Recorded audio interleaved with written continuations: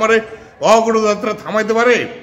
আমরা দেশ স্বাধীন করেছি নতুন করে, আমারে কোথা যদি না থাকে তাহলে দেশের কি হলো?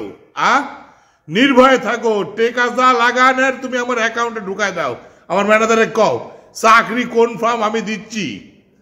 হ্যাঁ, আরে বাবু ওইসব নিউজ ফিউজে কোনো গুরুত্ব আছে? আমরা কয়া দিচ্ছি তো, এই সমস্ত হচ্ছে হলো আউটসোর্সিং এর ব্যাপার। আউটসোর্সিং এরা পত্রিকা ওই টেলিভিশন হচ্ছে হলো বেইমানি করেছে। আরে এগুলো তো ওসব কথা নাই, কোনো কিসের বেইমানি টেইমানি ওগুলো কোনো কথাই নেই, আমরা কোনো এক্সকিউজই নাই। আমরা যদি কিছু না পাই তাহলে আমরা কেন এই অবৈধ সরকারকে সরাই?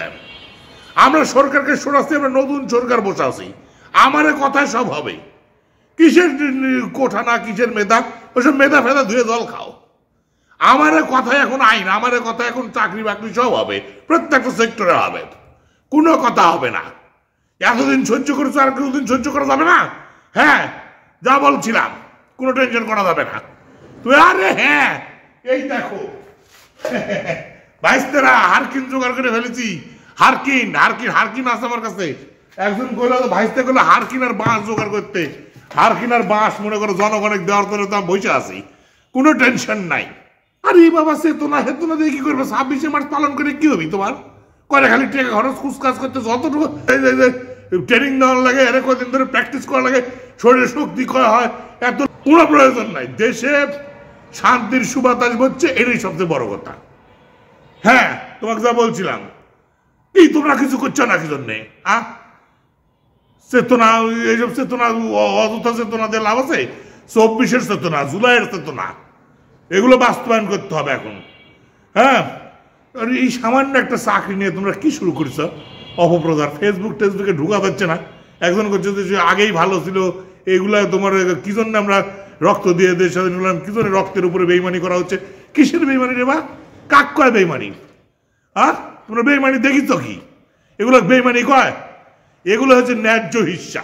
তা আমরা সমন্বয় হচ্ছে, আমরা যদি কলমের খোসা দিয়ে দু সাইডে যদি লোকের যদি উপকার করতে না পারলাম তাহলে লাভটা হলো কি? একটা কথা মনে রাখবে সবসময়, কে বলেছে আমরা কাজ করতেছি না? আমরা সব ফাউন্ডেশন করে দিছি। আরে বাবারে, ওই সমস্ত যারা বোকারা তো আন্দোলনে যা আহত হয়, তার জন্য তোমরা চিকিৎসা ফান্ড করে দিছি। হবে চিকিৎসা, এখনই চিকিৎসা তো দীর্ঘমেয়াদী। তাদের চাকরি দিচ্ছি না, কে বলেছে তোমাদের তাদের চাকরি দেওয়া হচ্ছে না? সবাইকে চাকরি দেওয়া হবে ভবিষ্যতে, সিরিয়াল অনুযায়ী। আগে আমাদের পেটটা বড়, তোমরা বুঝো না কিছু নেই।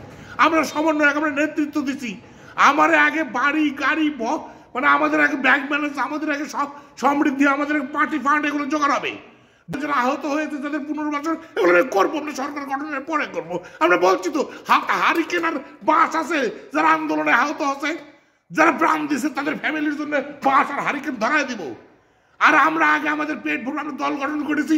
আমরা আগে দেশটাকে ক্ষমতা নিব, হাতে নিব, তারপরে দেশে তারপরে সেবা দিব। তোমরা বুঝে না, খালি তোমরা অপপ্রচার চালাচ্ছ। কোনো অপপ্রচার হবে না। আমরা নিজের জন্য খাটিছি। আবার আমার একজন ভাই বিয়ে করেছে, তো বিয়ে নিয়েও মনে করো যে তার ট্রলের অন্ত নাই।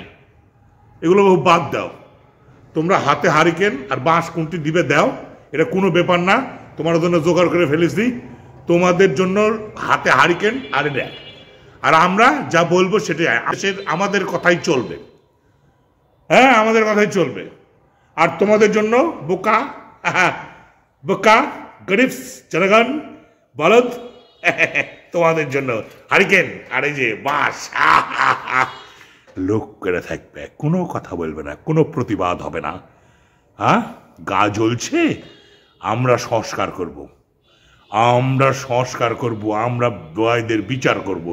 যতদিন পর্যন্ত না দায়ীদের বিচার না হচ্ছে, ততদিন পর্যন্ত সংস্কার কার্যক্রম না হচ্ছে, অত জলাজলি করা যাবে না।